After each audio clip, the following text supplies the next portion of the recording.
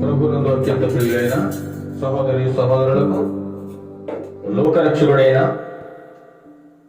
యేసుక్రీస్తు నామములో ఆదివారపు ఆరాధన ఆశీస్సులు మీ అందరికీ తెలియజేస్తున్నా. ప్రియులారా, ఈరోజు ఆదివారము యథాప్రకారంగా మనం ఆరాధనను ప్రారంభిస్తున్నాం. కావున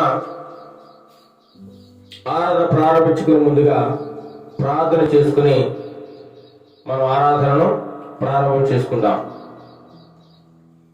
మహాగణుడు మహోన్నతుడైన మా ప్రియ పరలోకపు తండ్రి, నీ యొక్క పరిశుద్ధమైన నామానికి వేలాది స్తుతులు స్తోత్రములు చెల్లిస్తున్నాం. ప్రభువా, గడిచిన నెల అంతా అనగా 2022వ సంవత్సరము ఆగస్టు నెల 1వ తారీఖు నుండి 31వ తారీఖు వరకు నన్ను మమ్మలను నీ యొక్క ప్రియబిడ్డలందరినీ నీ యొక్క సజీవుల లెక్కలో ఉంచి కాచి కాపాడి భద్రపరిచిన విధానాన్ని బట్టి మీకు వేలాది స్తుతులు స్తోత్రములు చెల్లిస్తున్నాం. ప్రభా, మీ రుణమును మేము ఎప్పటికీ తీర్చలేము తండ్రి. ప్రభా, మీ ప్రేమ గొప్పది, మీ దయ గొప్పది, మీ కృప చాలా గొప్పది. ప్రభా, మీరు అందరికంటే మమ్మల్ని అమృతంగా ప్రేమించే దేవుడు. ప్రభా దేవనైనా అదే విధముగా తండ్రి ప్రభా, ఈ సెప్టెంబర్ నెల తండ్రి ప్రభా 1వ ఆదివారము 4వ తారీఖులోనికి మమ్మల్ని అందరినీ ప్రవేశపెట్టిన విధానాన్ని బట్టి మీకు వందనాలు స్తోత్రాలు చెల్లిస్తున్నాం. నాయన, నిన్ను ఆరాధించుకోవడానికి, నేను ధ్యానించడానికి, నిన్ను కీర్తించడానికి మా జీవితంలో మరొక ఆదివారము, మరొక తండ్రి ప్రభా ఆరాధించుకునే తండ్రి ప్రభా దేవ అవకాశమును మా జీవితంలన్నిటిలో దయచేసిన విధానాన్ని బట్టి మీకు వందనాలు స్తోత్రాలు చెల్లిస్తున్నా. ప్రభా, వచ్చిన బిడ్డల బట్టి నీకు వందనాలు స్తోత్రములు. ఈ యొక్క ఆరాధనలో ఎంతమంది అయితే పాల్గొంటున్నారో, ఎంతమంది నిన్ను కీర్తిస్తూ ఆరాధిస్తున్నారో వారందరిని దీవించి ఆశీర్వదించండి. ప్రభా, ఈ దినములో చేయబడు ఆరాధనలన్నిటి మీద మీ కృపను, మీ యొక్క ప్రేమను, మీ యొక్క అమితమైన కృపను ఉంచండి. నాయన దీవించండి, ఆశీర్వించండి. అన్ని సంఘాలను దీవించండి తండ్రి ప్రభు. అందరి దైవ సేవకులను దీవించండి, విశ్వాసాలందరినీ దీవించి ఆశీర్వించండి. నీ యొక్క తండ్రి ప్రభు పరిచర్య ఎంతమంది అయితే తండ్రి చేస్తున్నారో వారందరినీ దీవించి ఆశీర్వించండి. గంత మహిమ ప్రభావములు మీకు ఆరోపిస్తూ నజరేయుడైన యేసుక్రీస్తు నామములో అడిగి ప్రార్థన చేస్తున్నాము తండ్రి. ఆమేన్, ఆమేన్. ప్రియులారా, మనమందరము కొన్ని పాటలు పాడుకుని దేవుని నామాన్ని మహిమపరుచుకుందాం. హల్లెలూయా. కొన్ని స్తుతి పాటలు పాడుకుని దేవుని నామాన్ని మహిమపరుచుకుందాం.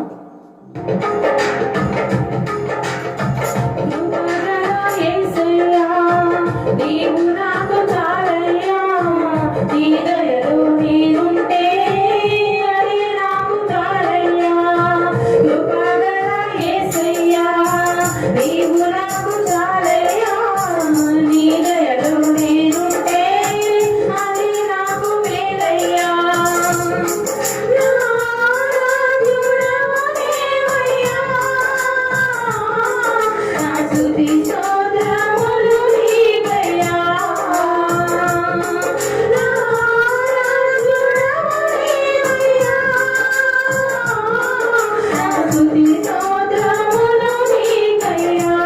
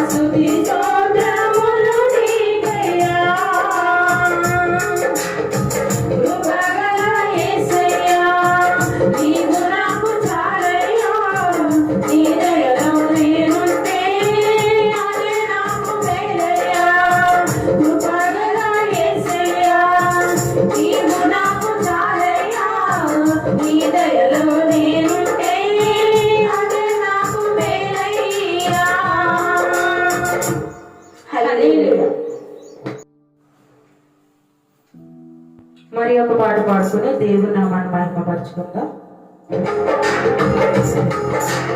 ఓ మానవా, నీ పాపం మానవా, యేసయ్య చెంత చేరి నీ బ్రతుకు మార్చవా.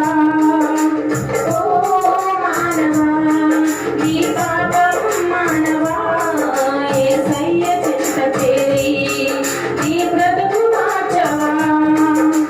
పాపములోనే బ్రతుకుచున్నను చెడును నీ దేహము, పాపములోనే మరణించినను తప్పదు నరకము.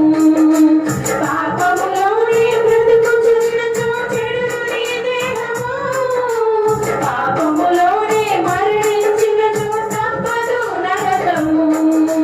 ఓ మానవా, నీ పాపం మానవా, యేసయ్య చెంత చేరి నీ బ్రతుకు మార్చవా. ఓ మానవా, నీ పాపం మానవా, యేసయ్య చెంత చేరి నీ బ్రతుకు మార్చవా.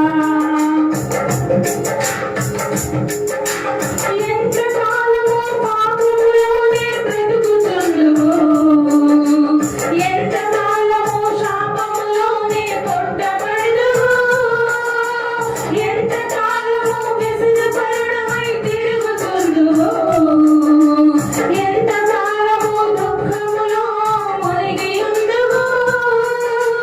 యేసుని నమ్మి పాపము నుండి విడుదల పొందుము. యేసయ్య తన రక్తముతో నీ పాపం కడుగును. యేసుని నమ్మి పాపము నుండి విడుదల పొందుము.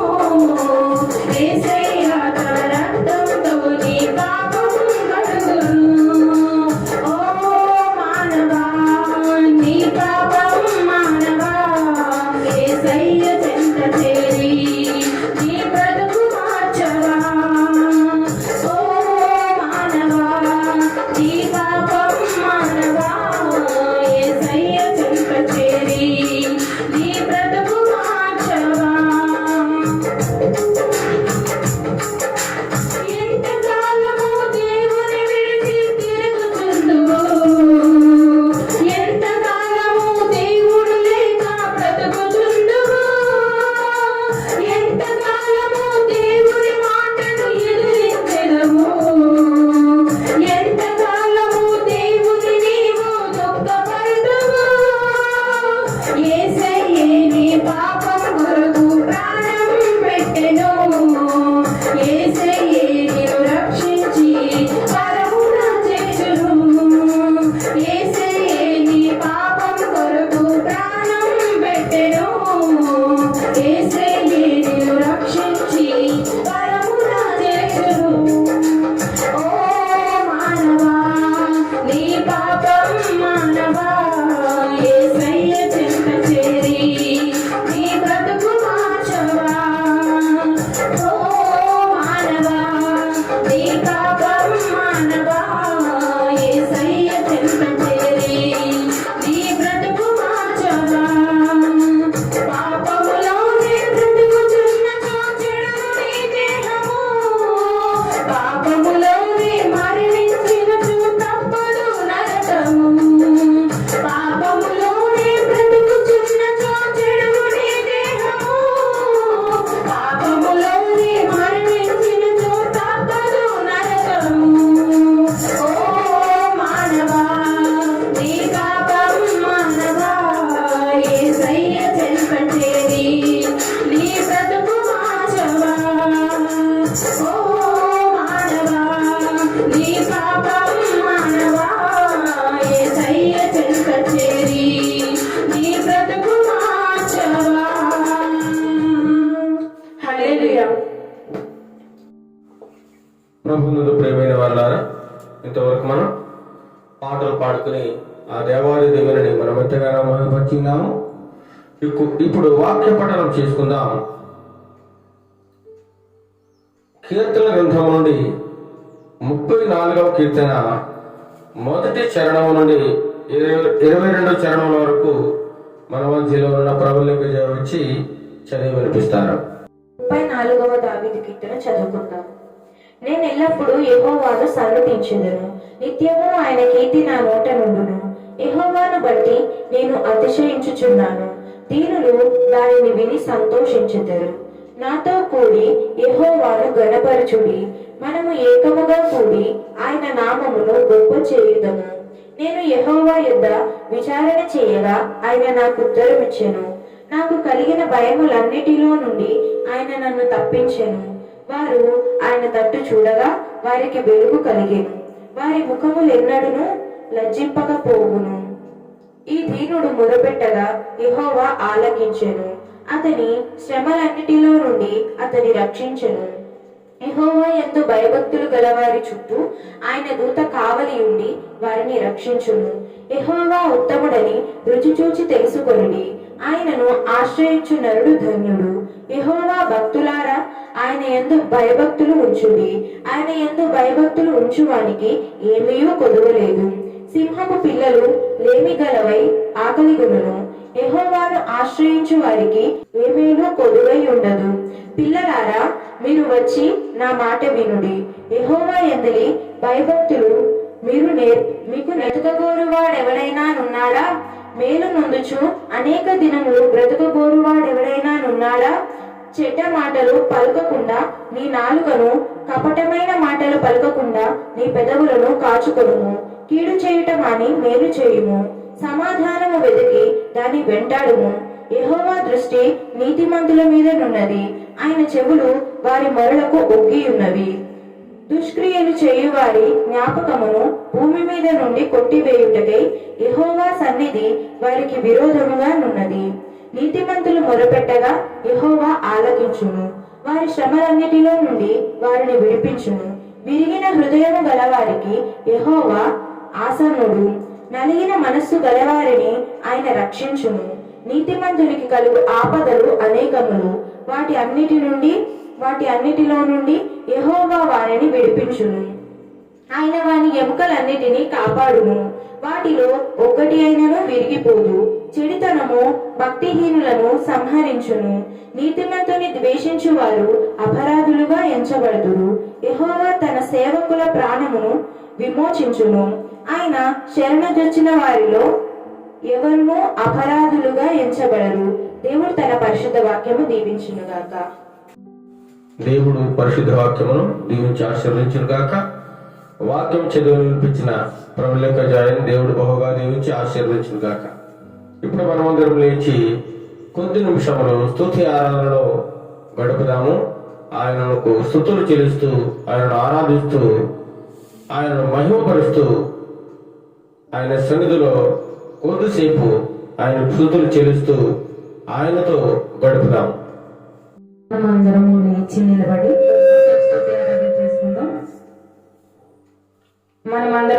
నిలబడి కొద్దిసేపు స్తుతి ఆరాధన చేసుకుందాం. స్తుతి స్తుతి స్తుతి స్తోత్రం స్తోత్రం స్తోత్రం స్తోత్రం సర్వ సృష్టికర్త మీకే స్తోత్రం తండ్రి. సర్వోన్నతుడైన మా దేవానికే స్తోత్రములు. స్తుతి స్తుతి స్తుతి హల్లెలూయా హల్లెలూయా హల్లెలూయా.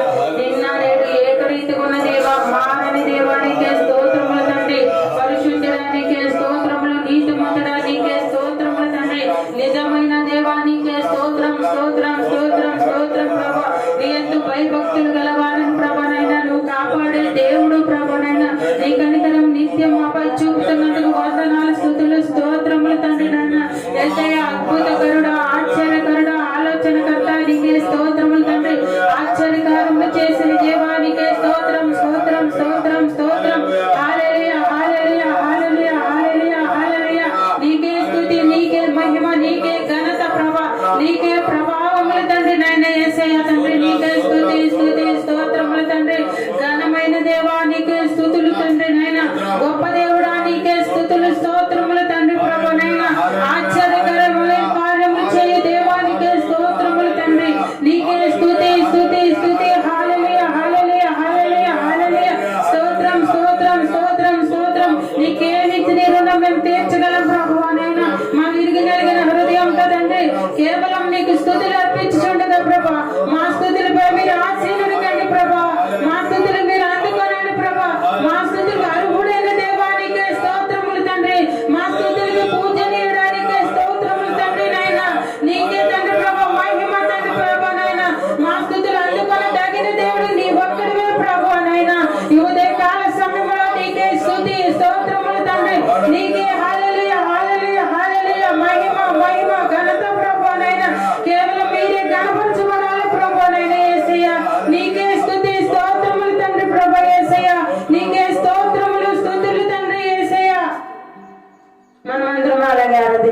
ముందుగా ఒక పాట పాడి ఆయన మన ఆరాధన చేసుకుందాం. ఎంత మంచి దేవుడవయ్యా, ఎంత మంచి దేవుడవయ్యా, చింతలన్నీ తీరినయ్యా నిన్ను చేరగా. ఎంత మంచి దేవుడవేసయ్యా, నా చింతలన్నీ తీరినయ్యా నిన్ను చేరగా. ఎంత మంచి దేవుడవేసయ్యా, ఎంత మంచి దేవుడవయ్యా, ఎంత మంచి దేవుడవయ్యా, చింతలన్నీ తీరినయ్యా నిన్ను చేరగా. ఎంత మంచి దేవుడవేసయ్యా, నా చింతలన్నీ తీరినయ్యా నిన్ను చేరగా. ఎంత మంచి దేవుడవేసయ్యా,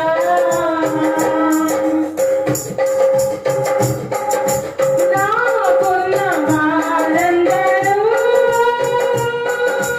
నన్ను విడిచిపోయినను. నాకున్న వారందరూ నన్ను విడిచిపోయినను. నన్నెన్నో ఇబ్బందులకు గురి చేసినను, నన్ను నీవు విడువలేదయ్యా. నన్నెన్నో ఇబ్బందులకు గురి చేసినను, నన్ను నీవు విడువలేదయ్యా. ఎంత మంచి దేవుడవయ్యా, ఎంత మంచి దేవుడవేసయ్యా, చింతలన్నీ తీరినయ్యా నిన్ను చేరగా. ఎంత మంచి దేవుడవేసయ్యా, నా చింతలన్నీ తీరినయ్యా నిన్ను చేరగా. ఎంత మంచి దేవుడవేసయ్యా.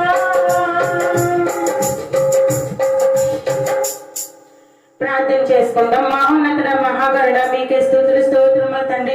గడిచిన వారం నుండి ప్రభా ఈ వారం వరకు ప్రభా నన్ను మమ్మల్ని తండ్రి ప్రతి ఒక్కరిని ప్రభా నీ సజీవ రెక్కల కింద కాచి కాపాడి భద్రపరిచి ఉంచినందుకు ప్రభా నైనా నీకు వేలాది స్తుతులు స్తోత్రములు తండ్రి. నైనా ఏ అర్హత లేనివంటి వారు ప్రభా నైనా నీ కాలు కింద తుమ్ము వంటికి కూడా సరిపడు మా జీవితాలు ప్రభా నైనా అయినప్పటికీ ప్రభా నైనా నిన్ను నమ్మిన బిడ్డలు తండ్రి విడువక ఎడబాయిక ప్రభా నైనా కాచి కాపాడి ప్రభా నైనా నీ చేతి నీడల తండ్రి దాచి భద్రపరిచి ఉంచినందుకు ప్రభా నీకు వేలాది స్తుతులు స్తోత్రములు తండ్రి. ప్రభా నైనా అయ్యా తండ్రి సింహం పిల్లలైన ప్రభా నైనా లేమి గలవై ఆకలిగా ఉంటాయి కానీ ప్రభా నైనా నిన్ను నమ్మిన బిడ్డలు తండ్రి ప్రభా ఆకలి గొనలేవు ప్రభా. ఏ మేలు మాకు కొదవై ఉండదు ప్రభా నైనా నిన్ను నమ్మిన బిడ్డలుగా మేము ఎంతో ధన్యులం ప్రభా నైనా.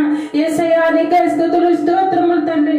ఈ ఉదయకాల సమయంలో ప్రభా నైనా నిన్ను ఆరాధించడానికి ప్రభా నిన్ను మహిమపరచడానికి నిన్ను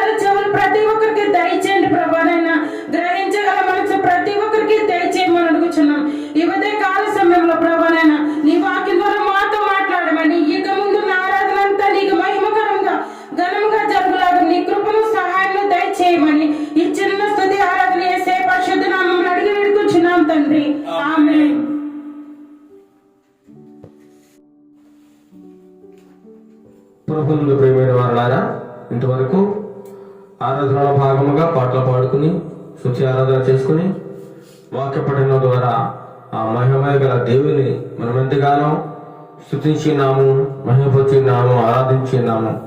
ఇప్పుడు మన ఆత్మీయ జీవితానికి కావలసినటువంటి ఆత్మీయ ఆహారమును మనమందరము సమృద్ధిగా పొందుకోవాలి. కాబట్టి ఆ యొక్క ఆత్మీయ ఆహారం మనందరికీ దేవుడు దయచేయలాగిన ప్రార్థన చేసుకునే వాక్యమును ధ్యానం చేసుకుందాం. మమ్మల్ని తుమ్మికిలిగా ప్రేమిస్తున్న మా ప్రియ పరలోక తండ్రి, నీకే వందనాలు స్తోత్రాలు చెల్లిస్తున్నాం నాయన. ఇంతవరకు ఆరాధనలో మీరున్నారు ప్రభా. తండ్రి ప్రభా యొక్క ప్రాంగణం చుట్టూ నీకు పరిశుద్ధాత్మ శక్తిని ఉంచి తండ్రి ప్రభా ఆరాధన అంతటిలో తండ్రి ప్రభా మీకు మహిమకరముగా జరిగించుకున్న విధానాన్ని బట్టి మీకే వందనాలు స్తోత్రాలు చెల్లిస్తున్నాం ప్రభా. మేము వాక్యమును ధ్యానిస్తుండగా మా యొక్క నోటి మాటలను మరుగుపరిచి మీరే మాతో మాట్లాడండి ప్రభా. నీకు పరిశుద్ధాత్మ శక్తి చేత మా అందరితో మీరు మాట్లాడండి.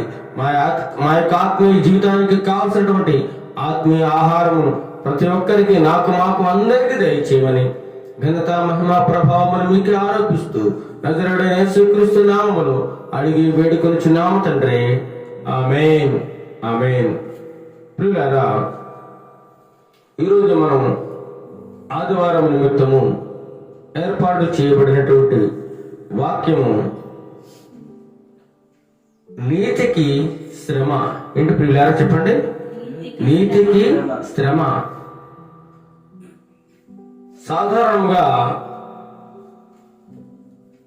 శ్రమలు ఎవరికి వస్తాయి అని మనం ఆలోచించినప్పుడు దేవుని యొక్క వాక్యం సెలవిస్తా ఉంది, దైవ గ్రంథం సెలవిస్తా ఉంది.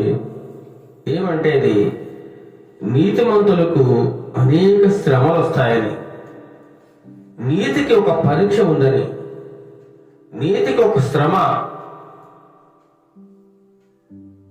రకరకాల శ్రమలన్నీ కూడా బాధలు, ఇబ్బందులు, ఇరుకులు, అవమానములు, నిందలు ఇవన్నీ కూడా నీతికి సంభవిస్తున్నట్లుగా మనము దైవ గ్రంథములో అనేక చోట్ల మనం చూడగలం ప్రియులారా. మరి నీతివంతులకే శ్రమలు వస్తూ ఉంటే మరి ప్రభువుని ఎరిగిన వారు, ప్రభువును తెలుసుకున్న వారు, అన్యులైనటువంటి అనేక మంది వారు తమ ఇష్టానుసారంగా జీవిస్తూ ఉంటారు. ఈ లోకంలో వారికి నచ్చినట్లు బ్రతుకుతూ ఉంటారు. నీతి కానీ, యథార్థత కానీ, దైవభక్తి కానీ వారికి ఏమాత్రం ఉండదు. అయినా సరే వారు అంతకంతకు వర్ధిల్లుతూ సుఖముగా, సౌఖ్యముగా ఈ లోకంలో జీవిస్తూ ఉండడం మనం చూస్తూ ఉంటాం ప్రియులారా.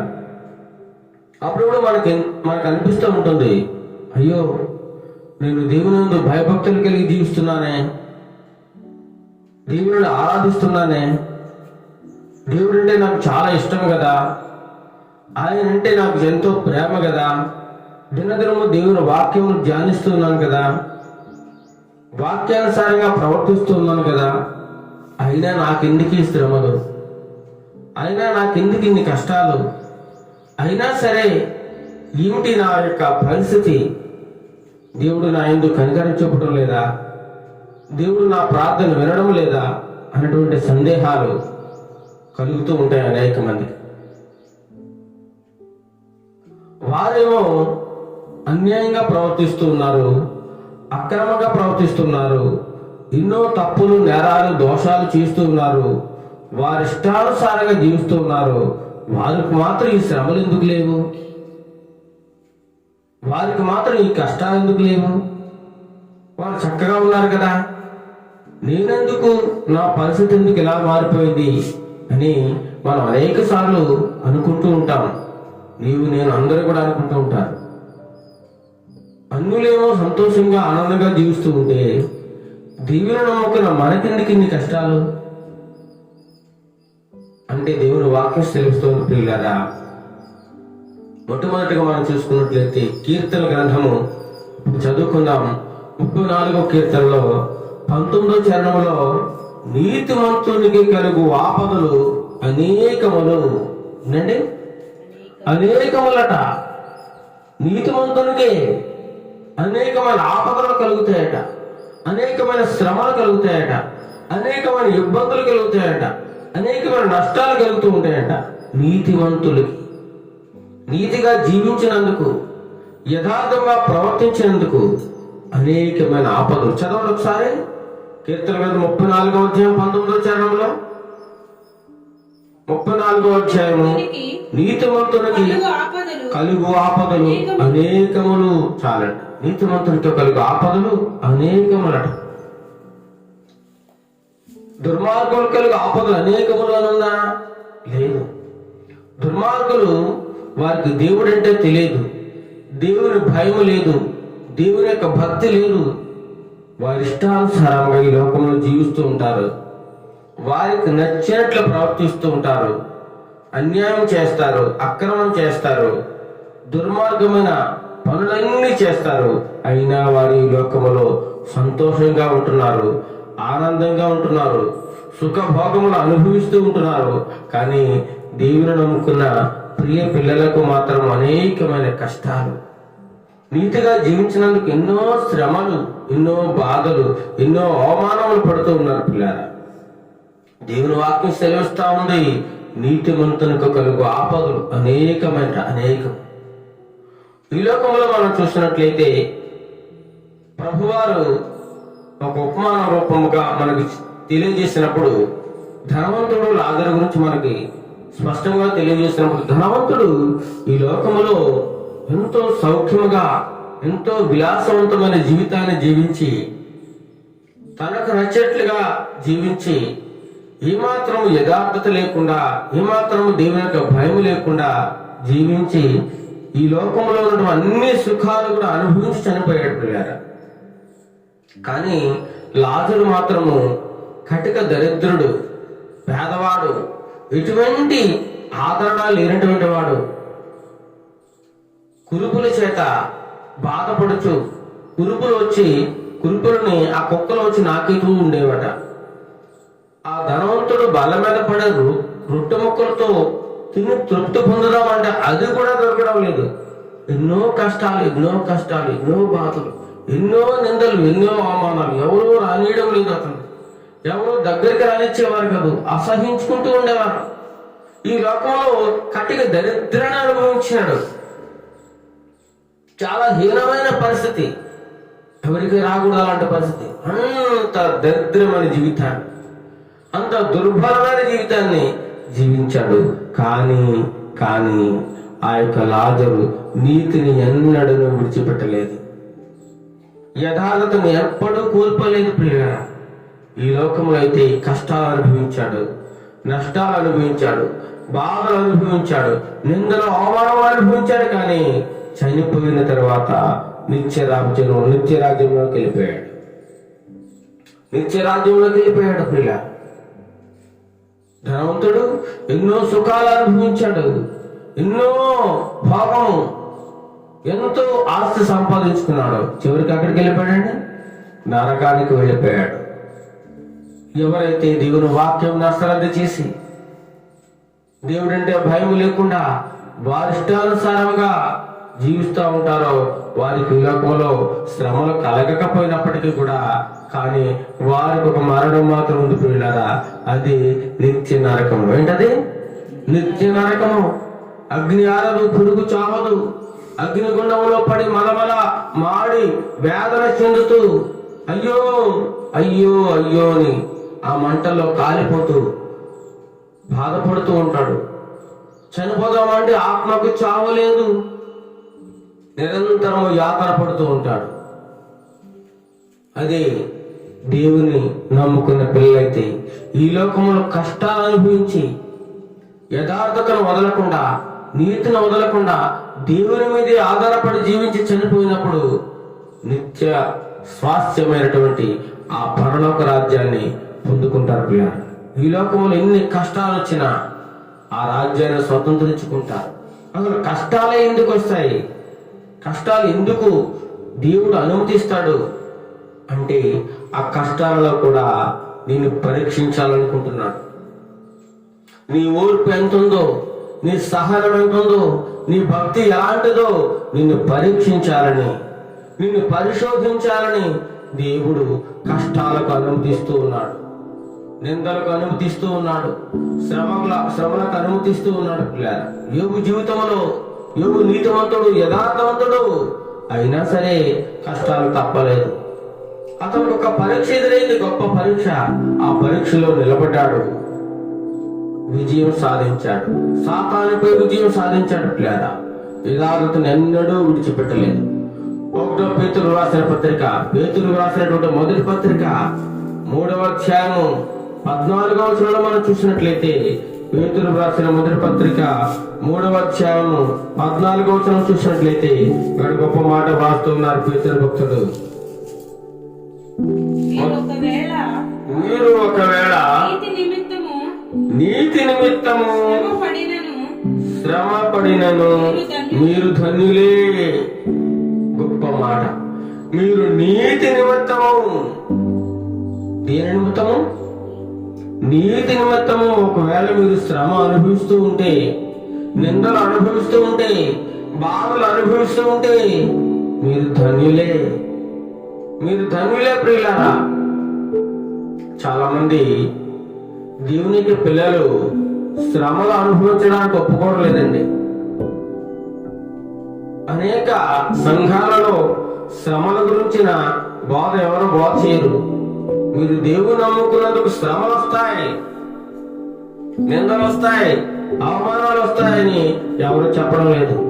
మీరు దేవుని నమ్ముకుంటే ఆశీర్వాదాలు వస్తాయి, మీ కుటుంబం బాగా వర్ధిల్లుతుంది, మీ పిల్లలు బాగుంటారు, మీకు ఉద్యోగం వస్తుంది, మీకు ఆస్తి కలుగుతుంది, మీరు బహుగా దీవించబడతారు. ఇదే వాక్యాలు నేను నా చిన్నతనం నుండి వింటూ ఉన్నాను. పిల్లలు, అనేక మంది సేవకులు ఇదే బోధిస్తా ఉన్నారు, ఇదే బోధిస్తా ఉన్నారు. శ్రమల కోసం చెప్పరు, ఎంతసేపు ఆశీర్వాదం ఆశీర్వాదం ఆశీర్వాదం, అల్పకాల ఆశీర్వాదాలు అండి. ఈ భూలోకంలో సౌఖ్యాలన్నీ శాశ్వతం ఉంటాయండి.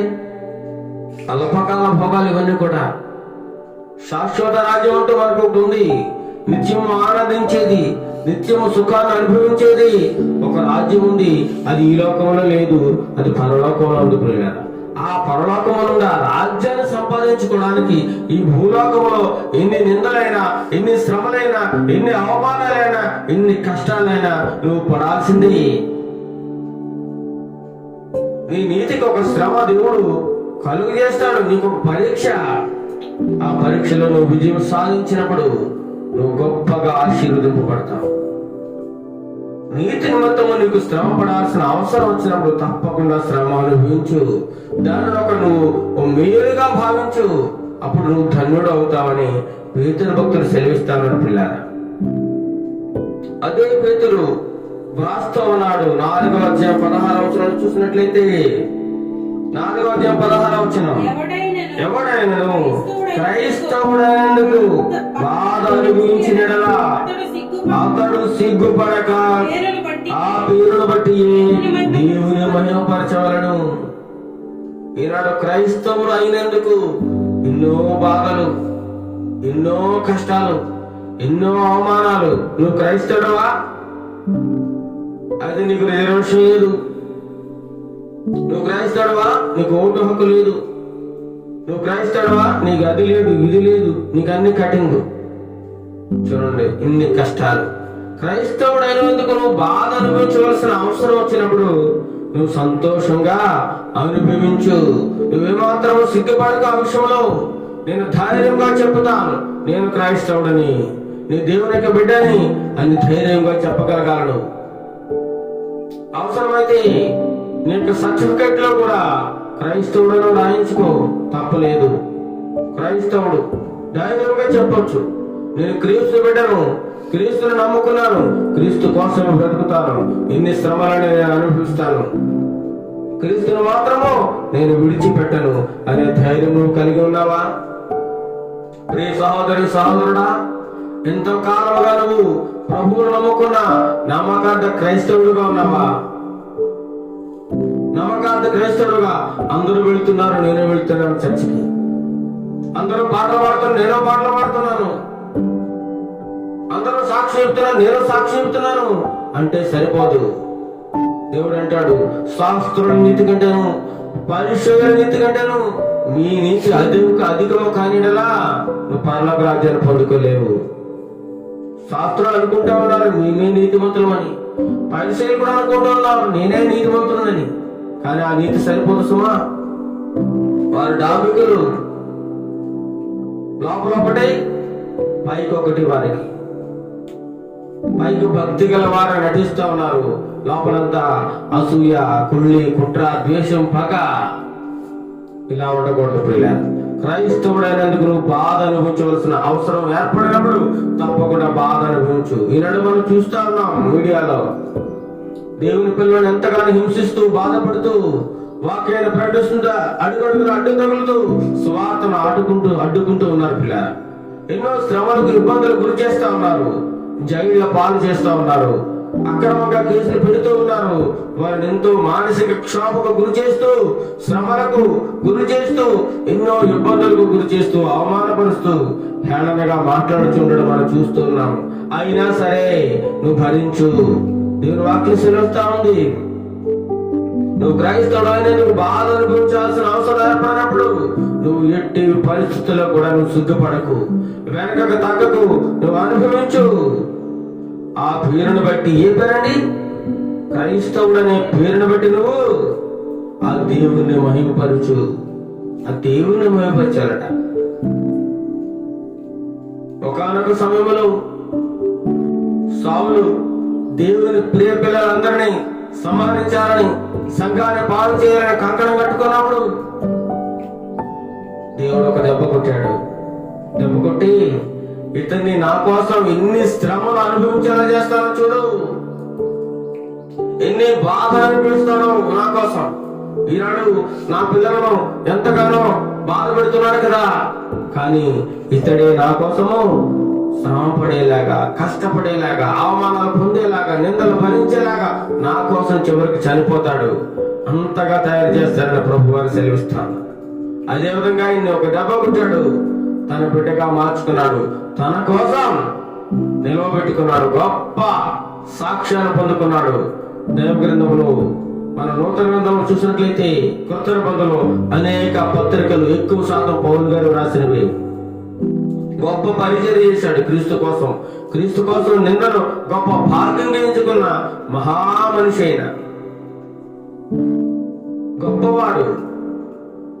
క్రైస్తవుడు అయిన తర్వాత అతను ఏమాత్రం సిగ్గుపడలేదు, దేవుని కోసం చావడానికి తెగించాడు కదా. అటువంటి తెగింపు నీకు ఉండాలి క్రైస్తవుడైనందుకు. ఈనాడు చూసినట్లయితే ఎవరైనా శ్రమ పెడితే తిరిగి శ్రమ పెడుతూ ఉన్నారు. ఒక మాట అంటే 10 మాటలు అంటూ ఉన్నారు. దేవుడికి నేర్పించలేదు. ఓర్పు, సహనము, ప్రేమ, దయ, ఆయన లక్షణాలు ఇవన్నీ కూడా చూడండి. అదే పేతురు పత్రిక 4వ అధ్యాయము 12వ వచనం చదువుతాం. 4వ అధ్యాయం 12వ వచనం. ప్రియులారా, మిమ్మును శోధించుటకు నీకు కలుగుచున్న అగ్ని వంటి మహాశ్రమను గురించి మీకేదో ఒక వింత సంభవించినట్లు ఆశ్చర్యపడకుడి. మీరేం ఆశ్చర్యపడద్దు, ఈ శ్రమలన్నీ వస్తాయి మీ మీదకి, ఈ నిందలన్నీ వస్తాయి. అగ్ని వంటి మహాశ్రమలు, ఇటువంటి అండి అగ్ని వంటి శ్రమ, మహాశ్రమలు ఇప్పుడు వచ్చేసాయి. దేవుని మాట వినబడితే చాలు ఇబ్బందులకు గురి చేస్తా ఉన్నారు. దేవుని సువార్త ప్రకటిస్తే చాలు కేసులు పెడతా ఉన్నారు, అక్రమంగా అరెస్ట్ చేస్తూ జైల్లో పెడతా ఉన్నారు. పిల్లలు చూడండి, క్రీస్తు మహిమ బయలుపరచబడినప్పుడు మీరు మహా ఆనందంతో సంతోషించిన నిమిత్తము క్రీస్తు శ్రమలలో మీరు పాలువారి ఉన్నంతగా సంతోషించుడి. క్రీస్తు నామ నిమిత్తము మీరు నిందల పాలేనేడలా మహిమ స్వరూపైన ఆత్మ అనగా దేవుని ఆత్మ మీ మీద నిలుచుచున్నాడు కనుక మీరు ధన్యులు.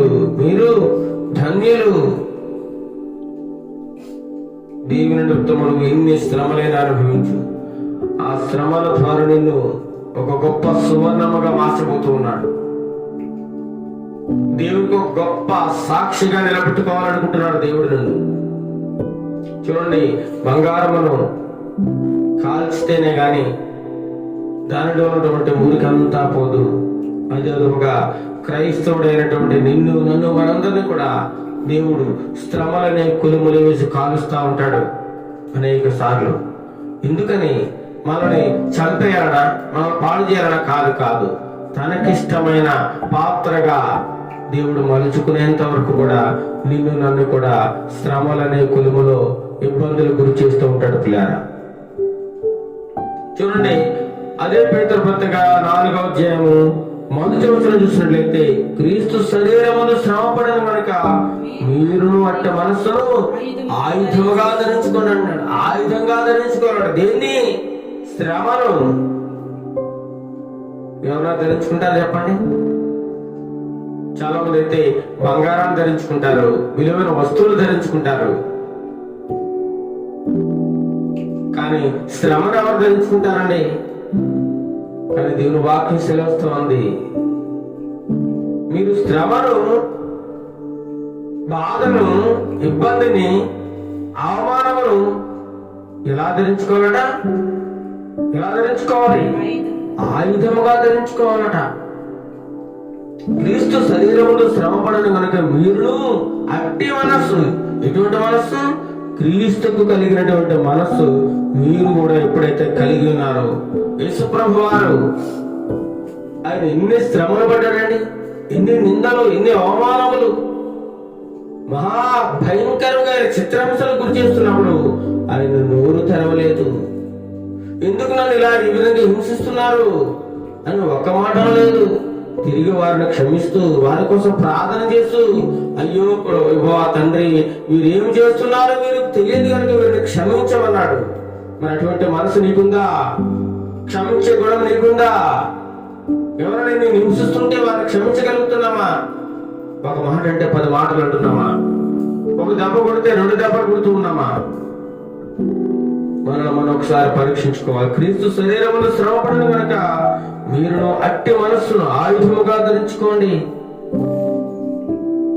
క్రీస్తు కలిగిన మనస్సు మనం కూడా ఆయుధంగా ధరించుకోవాలట. ఈ లోకంలో శ్రమలన్నీ కూడా కొంతకాలం ఉంటాయి ప్రియులారా. శాశ్వత కాలం మనకి శ్రమలు ఉండవు. శాశ్వత కాలం మనకి ఇబ్బందులు ఉండవు. శాశ్వత కాలం అవమానాలు ఉండవు. ఒకనొక సమయం వస్తుంది, అవమానములు కూడా పూదండగా మార్చే దేవుడు మన దేవుడు. అవమానాన్ని కూడా ఒక గౌరవముగా, సన్మానముగా మారుస్తాడు ఆయన. అటువంటి మహాదేవుడే. అదే పేతురు పత్రిక 3వ అధ్యాయం, 1 పేతురు 3వ అధ్యాయం 17వ వచనం చూసినట్లయితే అక్కడ వ్రాస్తూ ఉంటాడు. 3వ అధ్యాయం 17వ వచనం,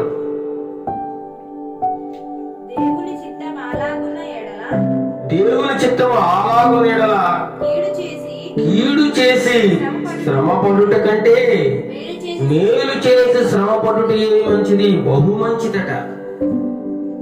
కీడు చేసి, కొంతమందికి ఎవరైనా ఒక దొంగతనం చేసి వాడు జైలు శిక్ష అనుభవించాడు, అది తగినది. అది కానీ ఒక మంచి పని చేసి కూడా నేను ఒకవేళ జైలు పాలు చేస్తే అది నీకు బహు మంచిది. నువ్వు మంచి చేస్తా ఉన్నావు, ఒకరికి మేలు చేస్తూ ఉన్నావు, ఒకరు బాగుపడాలని నువ్వు కోరుకుంటూ ఉన్నావు.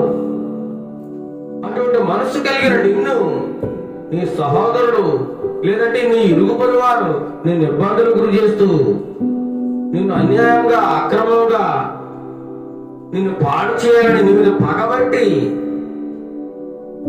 నిన్ను హింసించి, నిన్ను నీ మీద అక్రమంగా కేసులు పెట్టినప్పుడు నీకు మంచిది అంటున్నాడు. అలా శ్రమపడడం నీకు చాలా మంచిది. అనుభవించు, సంతోషంగా ఆనందించు. చూడండి ఎంత గొప్ప మాట. మేలు చేసి కూడా శ్రమ అనుభవించినట్టండి. మనం ఒకరికి మేలు చేస్తుంటే కూడా శ్రమ ఎదురుతూ ఉంది, ఇబ్బందులు ఎదురుతూ ఉన్నాయి, కష్టాలకు గురి చేస్తా ఉన్నారు. ఎంత దారుణం చూడండి.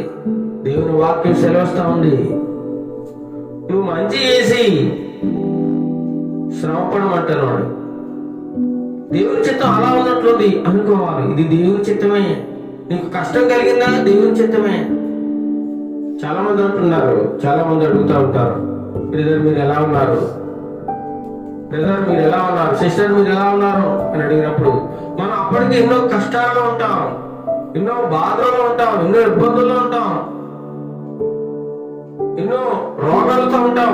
అయినా సరే మనం అంటాం ప్రభు కృప వల్ల మేము చాలా బాగున్నామండి, ప్రభు దయ వల్ల ఈ విధంగా జీవిస్తున్నామండి. అంటే ఈ శోధనలు కష్టాలు కూడా ప్రభు కృపే, ప్రభు కృపే ప్రియులారా. కాబట్టి నువ్వు అన్యాయంగా శ్రమ పొందినడని నీకు అది మంచిది అంటున్నాడు. అదే పేతురు 2వ అధ్యాయం 19వ వచనం కూడా ఈ పేతురు పత్రికలో శ్రమల గురించి ఎక్కువగా వ్రాస్తున్నాను. 2వ అధ్యాయం 19వ వచనం, ఎవడైనా అన్యాయంగా శ్రమ పొందొచ్చు దేవుని కూర్చిన మనస్సాక్షి కలిగి దుఃఖము సహించిన ఎడల అది హితమగును, అది మంచిదట. ఎవడైనా అన్యాయంగా శ్రమ పొందొచ్చు. అన్యాయంగా నేను శ్రమలు గురి చేస్తారు పిల్లారా. ఈ లోకంలో అన్యాయంగా నువ్వేమి నేరం చేయవు, నువ్వు నీతివంతుడివే, యథార్థవంతుడివే, ఆ విషయం వారికి తెలుసు. అయినా సరే నిన్ను అన్యాయంగా ఇబ్బంది పెట్టాలి, అన్యాయంగా నిమ్మది చేసి పెట్టాలి, అన్యాయంగా నిన్ను పాడు చేయాలి, నీ ఆస్తులు గుంజేయాలి, నీ కుటుంబాన్ని నాశనం చేయాలి. అదే వారి యొక్క ఉద్దేశం. అన్యాయంగా శ్రమ పొందుచు దేవుని గూర్చిన మనస్సాక్షి కలిగి దుఃఖము సహించినలా నువ్వు ఏడుస్తూ ఉంటావు. అయ్యో ప్రభువా, నేనే తప్పు చేయలేదే, ఏ నేరము చేయలేదు, అయినా సరే నన్ను ఈ సమాజము నన్ను వెలివేస్తుంది, నన్ను ఇబ్బందులు గురి చేస్తుంది, నన్ను అన్యాయంగా హింసిస్తూ ఉన్నారు, బాధపడుతున్నారు అని నువ్వు ప్రభువుకు ప్రార్థన చేస్తూ దుఃఖిస్తూ ఉంటావు. అది నీకు మంచిది అంటున్నాడు. అది నీకు మంచిది, భరించు నా బిడ్డ అంటున్నాడు. భరించమంటున్నాడు పిల్లల. హెబ్రీయులకు రాసిన పత్రిక 2వ అధ్యాయం 11వ అధ్యాయము పక్కనే బ్యాక్ సైడ్ పేతురుకి యాకోబు పత్రిక ముందు హెబ్రీయులకు రాసిన పత్రిక 11వ అధ్యాయము 25వ వచనం చూసినట్లయితే 25వ వచనం ఆ బి పార్ట్ లో అల్పకాలము చూడండి, అక్కడ ఉందా? 24వ వచనం చదవండి. 24వ వచనం అక్కడ మోషే కోసం మోషే పెద్దవాడైనప్పుడు విశ్వాసమును బట్టి ఐగుప్తు ధనము కంటే క్రీస్తు విషయమైన నింద గొప్ప భాగ్యమని ఎంచుకుని అల్పకాలము పాపభోగము అనుభవించడం కంటే దేవుని ప్రజలతో శ్రమ అనుభవించడం మేలని యోచించి హరే కుమార్తె యొక్క కుమారుని అనిపించుకొనటకు ఒప్పుకొనలేదు. మోషే చిన్నతనంలో చిన్న బాలుడు ఉన్నప్పుడు, గొప్ప పరీక్ష ఎదురైనప్పుడు ఆ యొక్క దేశంలో పరువైనటువంటి వాడు మగపిల్లలందరినీ సంహరిస్తూ ఉన్నప్పుడు మోషే గారి యొక్క తల్లి యొక్క జమ్ము పెట్టెలో పెట్టి నదిలో విడిచిపెట్టినప్పుడు ఫరో కుమార్తె స్నానానికి వెళ్ళి ఆ పెట్టెను చూసి ఆ పెట్టెను తెరిస్తే బాలుడు ఉన్నాడు, ఏడుస్తూ ఉన్నాడు. ఎంతో చక్కగా అందంగా ఉన్నప్పుడు ఇంటికి తీసుకెళ్లి పెంచుకుంటూ ఉండి తన కోసము ఆ యొక్క ఇశ్రాయేలు నుంచి ఒక స్త్రీని, ఆ స్త్రీ ఎవరో కాదు మోషే గారి తల్లి, పాలిచ్చి పెంచమని అప్పచెప్పింది. ఆ విధంగా ఐగుప్తు దేశంలో రాణి యొక్క కుమారుడుగా పెరుగుతూ ఉన్నాడు, సకల విద్యలు అభ్యసించాడు. కానీ రక్తం ఎవరిదండి? ఇశ్రాయేలీ రక్తం. అల్పకాలము ఈ యొక్క భోగాలన్నీ అనుభవించడం కంటే, ఈ రాణి యొక్క కుమారుని అనిపించుకోవడం కంటే నా యొక్క ప్రజల నిమిత్తము ఐగుప్తు ధనం కంటే ఎప్పుడు అనుకున్నాడు? మోషే పెద్దవాడైన తర్వాత సకల విద్యలు నేర్చుకున్న తర్వాత తన ప్రజలను హింసించడం కళ్ళారా చూసి తట్టుకోలేకపోయాడు. తన ప్రజలను ఎన్నో ఇబ్బందులు గురి చేస్తున్నప్పుడు తట్టుకోలేకపోయాడు. చిన్నతనం నుండి పాలిస్తున్న తల్లి ఎన్నో దైవ సంబంధమైన మాటలు తన ప్రజలు కూర్చున్నటువంటి ఆ బాధ వివరించినట్లుగా మనం చూడగలం. అదంతా కూడా మనసులో పెట్టుకున్నాడు. పెద్దవాడైన తర్వాత విశ్వాసాన్ని బట్టి, నమ్మకాన్ని బట్టి ఐగుప్తు ధనం కంటే యేసు ప్రభు విషయమైన నింద గొప్ప భాగ్యంగా ఎంచుకున్నాడు. అల్పకాలము పాపభావం అనిపించడం కంటే, ఈ సుఖ శాంతులు సుఖ సంఖ్యలను అనిపించడం కంటే నా ప్రజలతో దేవుని పిల్లలతో శ్రమ అనుభవించడమే నాకు మేలు ఎంచుకున్నాడు. శ్రమను అనుభవించడానికి వెళ్ళాడండి. శ్రమ అనుభవించడం కోసం తన ప్రజలతో కలిసి శ్రమ అనుభవించడమే నాకు మేలు అంటున్నాడు. అలాంటి నిరీక్షణ ఉందా నీకు? అలాంటి తీర్మానం నీకుందా? దేవుని నమ్ముకోవడం ఉంటే సుఖాలు అనుభవించడమా? ఈనాడు అనేక మంది పిల్లలు సేవకులను చూసినట్లయితే విలాసవంతమైన జీవితాన్ని జీవిస్తూ ఏమాత్రము సుఖపడకుండా, ఏమాత్రము కష్టం లేకుండా, ఏమాత్రము అలసట లేకుండా వారు సేవ చేస్తూ ఉన్నారు. పిల్లలు సేవ చేస్తూ ఉన్నారు.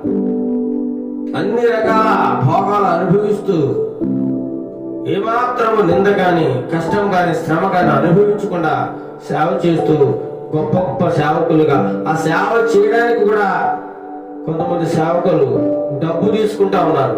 దేవుని వాక్యం చెప్పడానికి డబ్బు, గంటకింత, అరగంటకింత, 2 గంటలకింత, లేదా 2 రోజులకింత ఆయన డిమాండ్ చేస్తూ ఉన్నారు. చూడండి ఎంత దారుణం. దేవుని వాక్యాన్ని డబ్బుకు అమ్ముకుంటూ ఉన్నారు పిల్లారా. దేవుని కోసం వారిని ఎంత అనుభవించడానికి ఏమాత్రం వారికి మనసు లేదు. అల్పకాల పాప భోగము కంటే దేవుని ప్రజలతో శ్రమ అనుభవించడం నాకు మేలంటున్నాడు మోషే. అదే ప్రియులకు రాసిన పత్రిక 2వ అధ్యాయం 18వ వచనం చూసినట్లయితే 2వ అధ్యాయం 18వ వచనంలో కూడా ఒక మాట కనబడతా ఉంది. 2వ అధ్యాయం 18వ వచనం, తాను శోధింపబడి శ్రమ పొందరు కనుక శోధింపబడి వారికి సహాయం చేయగలవారై ఉన్నాడు. ఎవరు శోధింపబడ్డారు? యేసు ప్రభు వారు. తాను శోధింపబడి శ్రమ పొందాను. తాను శోధింపబడి శ్రమ పొందాను కనుక శోధింపబడి వారికి, ఎవరైతే శోధన అనుభవిస్తున్నారో దేవుని వాక్య శోధన సహించేవాడు ధన్యుడు. యేసు ప్రభు వారికి ఎన్ని శోధనలు అంటే, సాతానుడు ఎంతగా శోధించాడు, ఎంతగా అవమానపరిచాడు, ఎంతగా ఆయన దుఃఖ పెట్టారు, ఎంతగా బాధ పెట్టారు. చివరికి ఆయన శిలువనెక్కించి శిలువలో ఆయన నీకోసం నా కోసం బలియాగం అయిపోయాడు. పిల్ల ఆయన కంటే శ్రమలా మనమే? ఆయనకి శ్రమలు అంటే ఏంటో తెలుసు కాబట్టి నువ్వు ఎంతవరకు శ్రమ అనుభవించాలో అంతవరకు మాత్రమే నీకు అనుమతిస్తాడు తప్ప అంతకుమించి ఎక్కువ శ్రమలు రావు. పిల్ల శ్రమలలో మనకు ఒక పాఠాన్ని నేర్పిస్తూ ఉంటాడు. శ్రమలలో మన విశ్వాసం బలపడడానికి, మన భక్తి జీవితం ఇంకా మెరుగుపడడానికి, మనం ఇంకా దేవునికి దగ్గర కావడానికి దేవుడి శ్రమలను అనుభవిస్తూ ఉంటాడు, అనుమతిస్తూ ఉంటాడు. తాను శోధింపబడి శ్రమ పొందను కనుక శోధింపబడి వారికి కూడా సహాయం చేస్తూ ఉంటాడు. శోధనలో కూడా నీకు సహాయం చేస్తూ ఉంటాడు దేవుడు.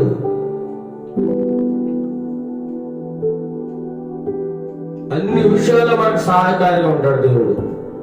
నువ్వు శోధింపబడిన సరే, సాతాను ఎంతగా బాధ పెట్టినా సరే నీ పక్కనే ఉండి ఆ బాధను తట్టుకునే బలాన్ని, ఆ బాధను తట్టుకునే ఓర్పును నీకు దేవుడు దయచేస్తా ఉంటాడు. పిల్లరా, సువార్త విషయంలో పౌలుకు సంఖ్యలు పడ్డాయి.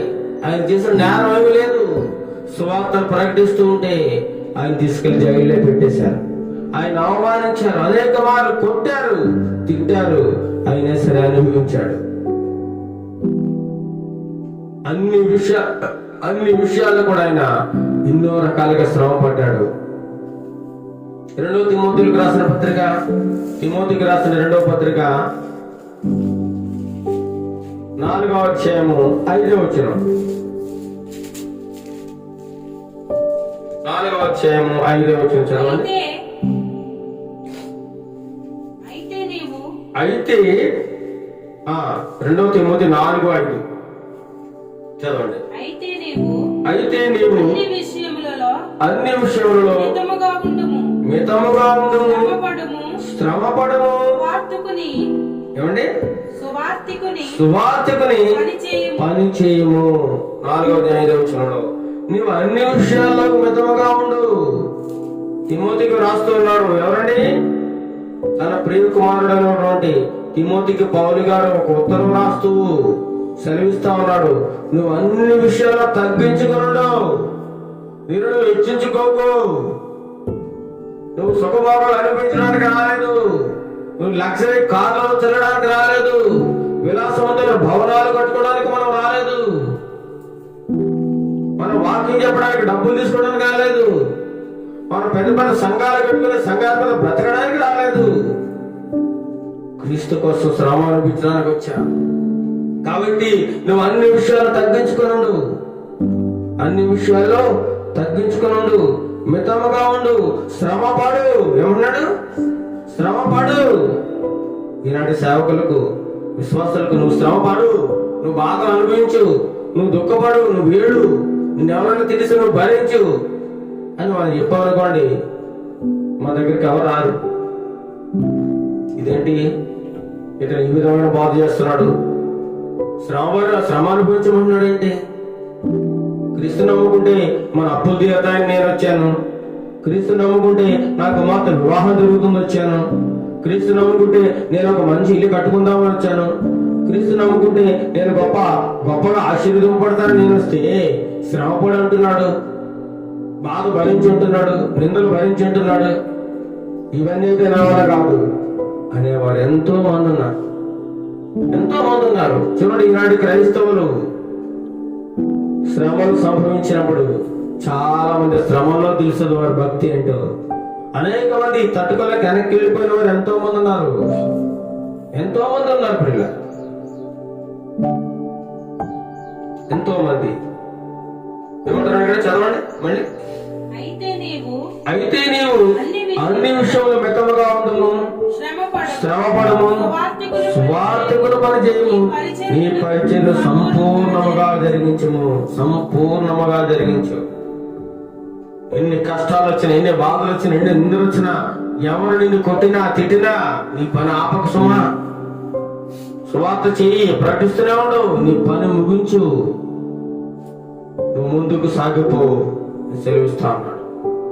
2వ తిమోతికి రాసిన పత్రిక 2వ అధ్యాయం 9వ వచనం చూడండి. 2వ అధ్యాయం 9వ వచనంలో కనబడుతుంది, నేను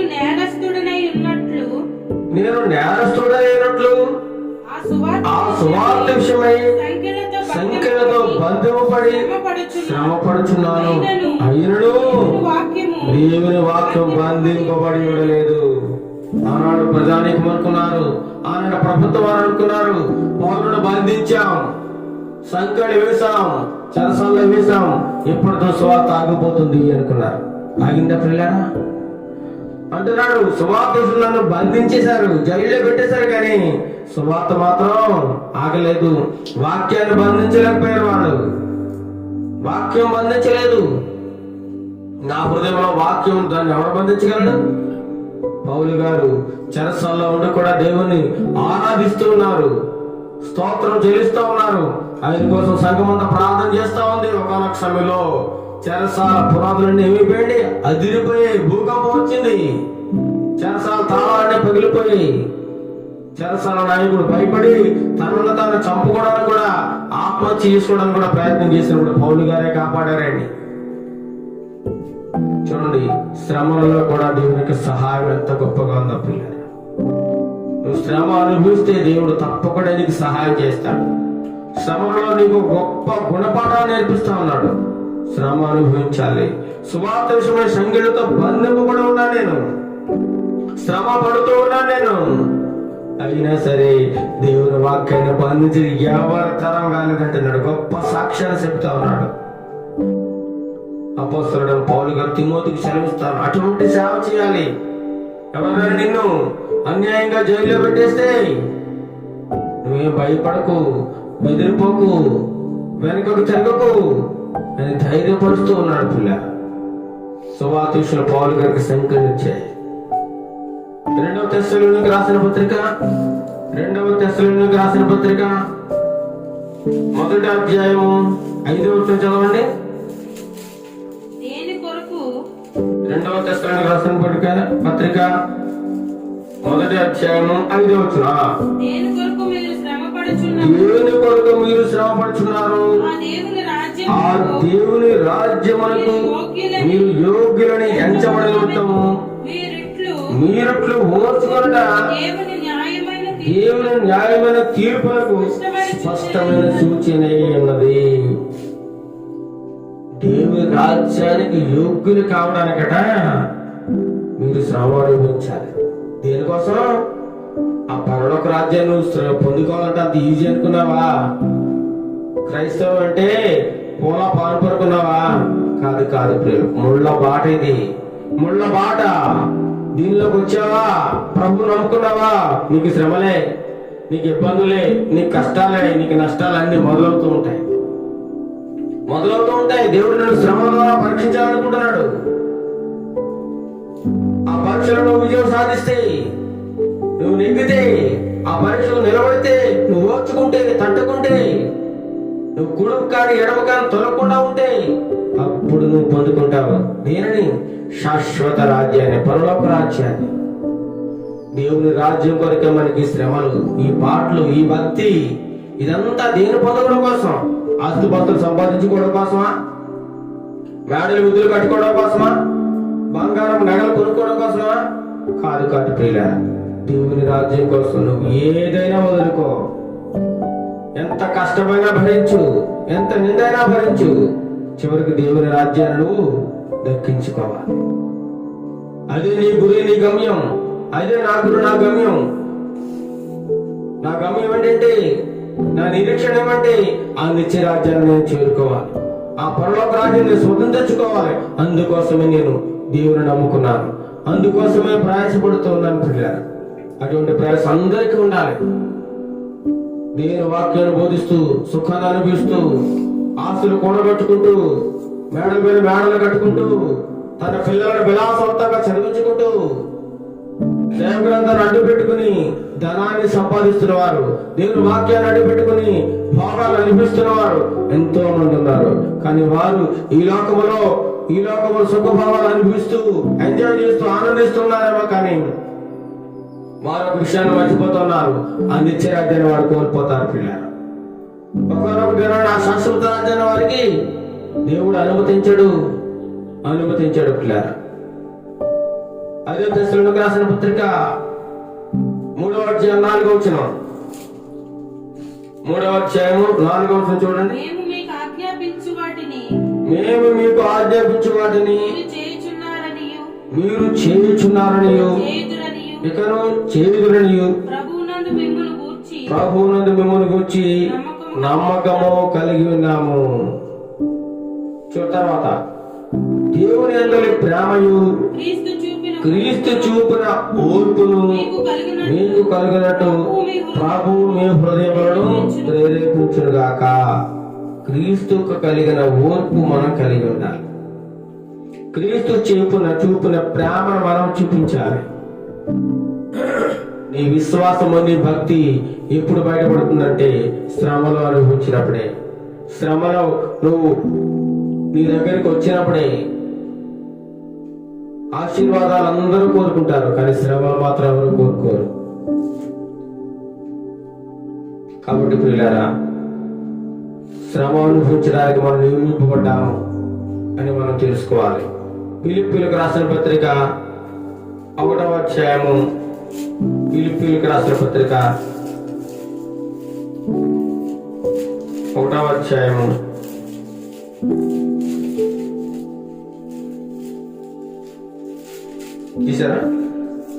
1వ అధ్యాయం 30వ వచనం చదవండి. క్రీస్తునందు విశ్వాసముంచుట మాత్రమే గాక ఆయన పక్షమున శ్రమపడుటయు ఆయన పక్షమున నీకు అనుగ్రహింపబడెను. చూడండి, క్రీస్తునందు విశ్వాసం ఉంచుటే మాత్రమే గాక ఆయన పక్షంగా ఏం పడాలట? శ్రమ పడ్డాలట. నేను ప్రభువు నమ్ముకున్నానండి, ప్రభునందు అమృతమైన విశ్వాసాన్ని కలిగి ఉన్నానండి అంటే కాదు బిడ్డ, అది సరిపోదు. నా కోసం నువ్వు అనుభవించాలి, శ్రమ అనుభవించాలి. నా పక్షంగా నువ్వు పోరాడాలి, నా పక్షం నిలబడాలి. నిన్ను చంపుతారని బెదిరించినా సరే నా కోసం నువ్వు నిలబడాలి. అలా నిలబడగలవా? దేవుని పక్షమున శ్రమ అనుభవించడానికి సిద్ధంగా ఉన్నావా?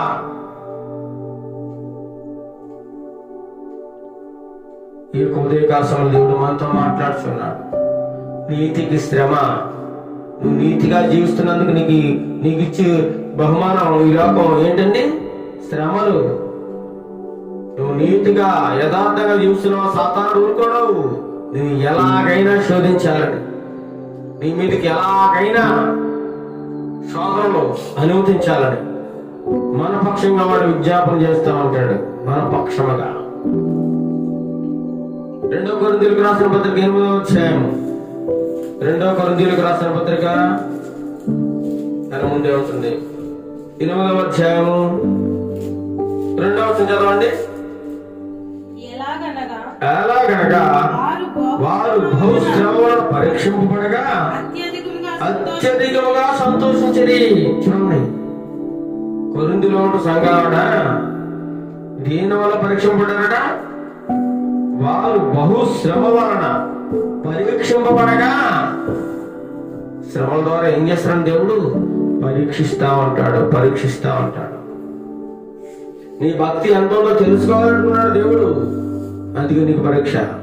చదువుకునే పిల్లలు ఉన్నారు, వారి సంవత్సరం అంతా చదువుతారు. చదివిన తర్వాత ఇంటికి వెళ్ళిపోంటారా? చదివిన తర్వాత ఇంటికి వెళ్ళిపోయి మీరు పాస్ అయిపోరంటారా? కాదు పిల్లలు, వారికి ఒక పరీక్ష ఉండదు చివరిలో. ఆ పరీక్షలో నెగ్గాలి. వారి సంవత్సరం అంతా చదివిందంతా వారు ఎంతవరకు గుర్తు పెట్టుకున్నారు, ఎంతవరకు వారికి అర్థమైంది అనేది. వారి ఉత్తీర్ణులు కావాలంటే వారికి ఒక పరీక్ష ఉంది. ఆ పరీక్షలో వారు చదివిన దానికి జవాబులు చక్కగా రాయగలిగితే గుర్తు పెట్టుకుని వారు విజయం పొందుతారు. లేకపోతే వారికి అపజయమే, వారికి ఏడుపు కన్నీరే మిగులుతుంది. అదే విధముగా శ్రమలలో దేవుడు నీకు గొప్ప విజయాన్ని ఇవ్వబోతున్నాడు. శ్రమలు అనే పరీక్షను నీ ముందు పెడతా ఉన్నాడు. శ్రమల ద్వారా నేను పరీక్షించాలనుకున్నాడు. ఆ పరీక్షలో నువ్వేం చేయాలి? అత్యధికంగా సంతోషించి ఆనందించాలి. చదవండి ఒకసారి. ఎలాగనగా వారు బహుశ్రమల వలన పరీక్షింపబడగా అత్యధికంగా సంతోషించారండి. అధికంగా కాదు, అత్యధికంగా. చూడండి, శ్రమలు వస్తే ఎవరు సంతోషిస్తారండి? శ్రమలు వస్తే ఎవరు సంతోషిస్తారా? మనమైతే సంతోషించలేము, ఆనందించలేము, చప్పట్లు కొట్టి పాటలు పాడలేము.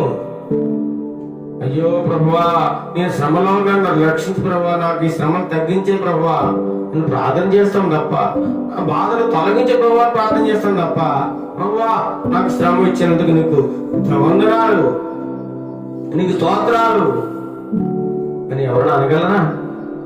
అనలేరు పిల్లారా. కానీ అనాలి. ఇక్కడ ఏమంటున్నాడు? అత్యధికంగా సంతోషించారట. మరియు వారు నిరుపేదలైనను వారి యొక్క దాతృత్వం బహుగా విస్తరించారు. వారు పేదవారే, కానీ వారు అనేక మందికి ఇచ్చే స్థితిలో ఉన్నారట, పెట్టే స్థితిలో ఉన్నారు. వారు నిరుపేదలు సరే అనేక మందిని ఆదరించే వారికి ఉన్నారట. అదేండి ప్రేమ అంటారు. పొరుగు వాడికి ఆకలితో ఉంటే కొంచెం ముద్ద పెట్టరు. వారు రకరకాల బాధల్లో ఉంటే కనీసం చూడరు, పక్కకే వారు. కానీ నేను దేవుని ప్రేమ కలిగి ఉంటారు. మాటలతోనే ప్రేమ. శ్రమల ద్వారా నిన్ను పరీక్షలు నిలబెట్టినప్పుడు నువ్వు నెగ్గాలంటే అందులో ఓర్పు కావాలి, సహనము కావాలి. శ్రమలలో ఆనందించి ఏముండాలండి? మంచి ధైర్యం ఉండాలి నీకు, ఆనందించే ధైర్యం ఉండాలి. రోమిలికి రాసిన 12వ అధ్యాయం రోమా 12 చూసినట్లయితే ముగించుకుందాం త్వరగా. 12వ వచనం. నిరీక్షణ గలవారే సంతోషించుచు శ్రమయందు ఓర్పు గలవారే ప్రార్థన పట్టుదల కలిగి నుండి. శ్రమ ఏంటి? ఏం కలగాలి? ఓర్పు. శ్రమ చాలా మంది ఉంటారు. ఈ లోకంలో శ్రమలన్నీ నా మీదకే వస్తున్నాయండి. ఒకదాని తర్వాత ఒకటి బాధలు, ఒకదాని తర్వాత ఒకటి రోగం. ఎప్పుడు మా ఇల్లంతా రోగాలతో, ఎప్పుడు మా కష్టాలతో, ఎప్పుడు మేము బాధలతోనే ఉన్నాం తప్ప మాకు ఎప్పుడు సుఖం లేదండి అంటూ ఉంటారు. అది దేవుని చిత్తమేమో. కొంతకాలం దేవుడిని పరీక్షిస్తున్నాడేమో. అలా ఎందుకు అనుకోను? ఈ శ్రమల తర్వాత నీకు గొప్ప ఆశీర్వాదం ఉందేమో అంటారు మన కీడు వెనక ఏం దాగి ఉందట, మేలు దాగి ఉందేమో. ఎవరికి తెలుసు? దేవుడు నన్ను ఈ శ్రమల ద్వారా పరీక్షించాలనుకుంటున్నాడేమో, ఈ శ్రమల తర్వాత గొప్పగా నిన్ను ఆశీర్వదించాలనుకున్నాడేమో, అందరికంటే ఉన్నతమైన స్థానాలను నిలబెట్టాలనుకుంటున్నాడేమో. ఎవరికి తెలుసు? కాబట్టి ఆ శ్రమలను నువ్వు నిలబడాలి. శ్రమలలో కూడా ఓర్పు కలిగి ఉండాలి, పట్టుదలతో ప్రార్థన చేయాలి. దేవుని యొక్క శిష్యులు 12 మంది కూడా ఎన్నో శ్రమలు, భయంకరమైన శ్రమలు, విపరీతంగా కొట్టి దూషించి తిట్టి చాలా మందిని శిరచ్ఛేదనం చేసి సిలివేసి చంపేసి బతుకుండగానే చర్మం ఒలిచేశారు. అంత భయంకరంగా హింసపెట్టారు పిల్లలు. ఏయ్, నువ్వు దేవుడిని వదులుతావా వదలవా, లేదంటే నువ్వు బ్రతుకుండగా నీ చర్మం ఒలిచేసి చంపేనా అంటే చంపేయి బ్రతుకుండగానే చర్మం ఒలిచేసి చంపేసి. ఎంత బాధ, ఎంత నరకం. బ్రతుకుండగానే సలసల కాగుతున్న నూనెలోకి దింపేశారు, బతుకుండగానే తల నరికేశారు, బతుకుండగానే సిలివేశారు. ఇన్ని శ్రమలు, ఇన్ని బాధలు, అవన్నీ భరించారు. క్రీస్తు కోసం చనిపోవడానికైనా సిద్ధమే, కానీ మేము ఆయనను విడిచిపెట్టము. అటువంటి భక్తి ఉండాలి పిల్లలు.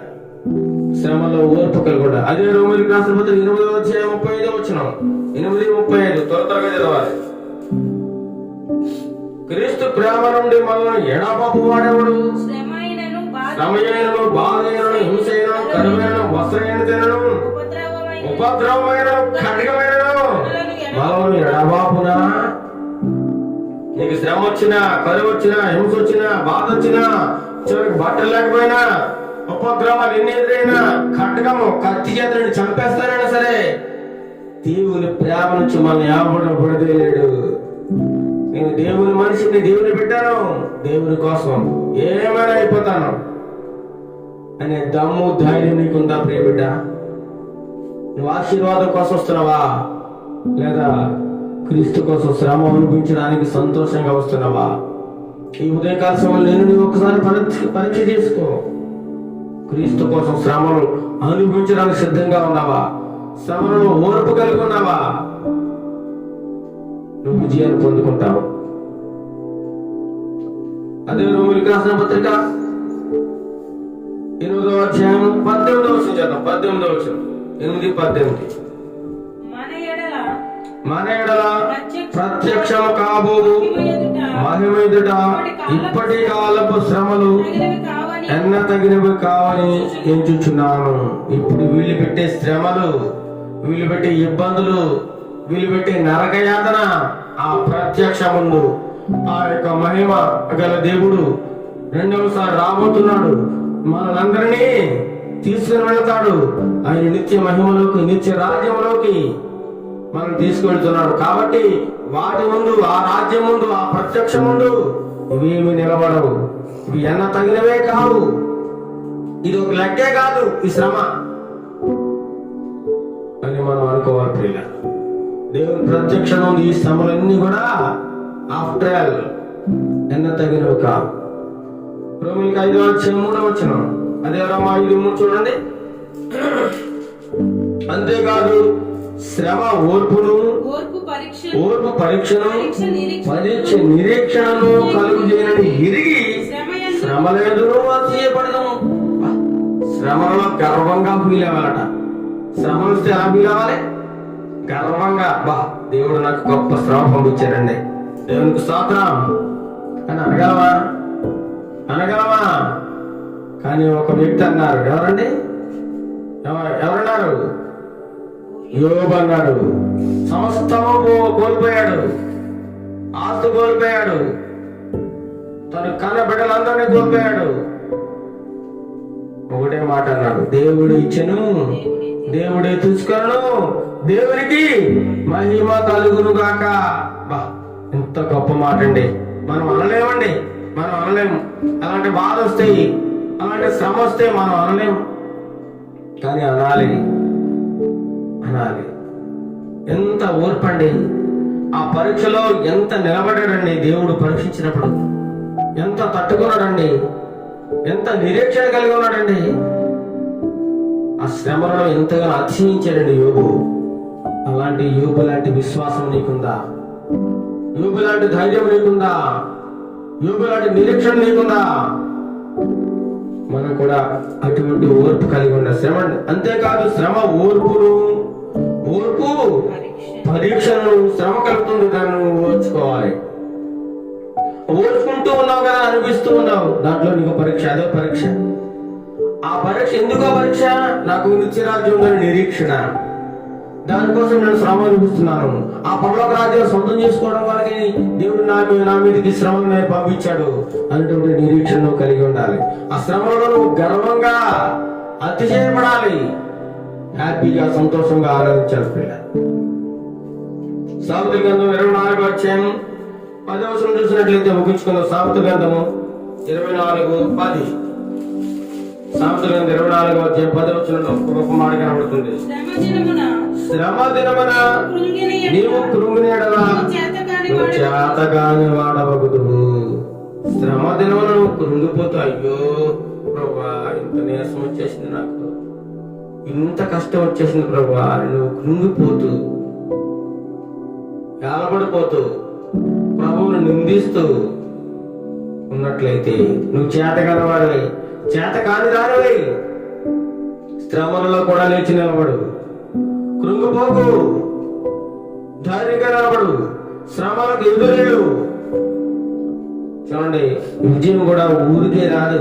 విజయం సంపాదించాలంటే ఊరికే రాదండి. దాని వెనక ఎంతో శ్రమ, ఎంతో కష్టము, ఎంతో ఓర్పు, ఎంతో సహనం ఉంటుంది. ఇవన్నీ తట్టుకొని ముందుకు వెళితే నీ ముందు ఉంటుంది ఒక విజయము. అదే పరలోక రాజ్యం, అదే పరలోక రాజ్యం. ఈ శ్రమలకే నువ్వు కృంగిపోతే ఎలా? ఈ కష్టానికి నువ్వు భయపడిపోతే ఎలా? లే, శ్రమలో కూడా ముందుకు నడిచి ముందుకు సాగిపో.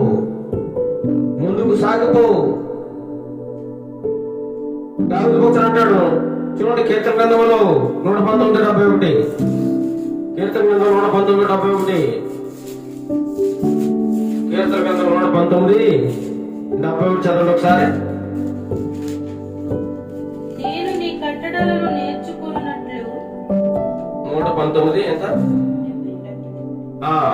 నేను నీ కట్టడలను నేర్చుకున్నట్లు శ్రమనందు నాకు మేలాయను. అప్పుడని చెప్తాడా మాట? శ్రమ పొందుట నాకు మేలు. కష్టం కలిగింది, నాకు మేలే. పరీక్షలో ఫెయిల్ అయిపోయావు, నాకు మేలే అని అనుకోగలవా? వ్యాపారంలో పెద్ద నష్టం వచ్చింది, ఇది నా మేలు కోసం వచ్చింది అనుకోవాలి.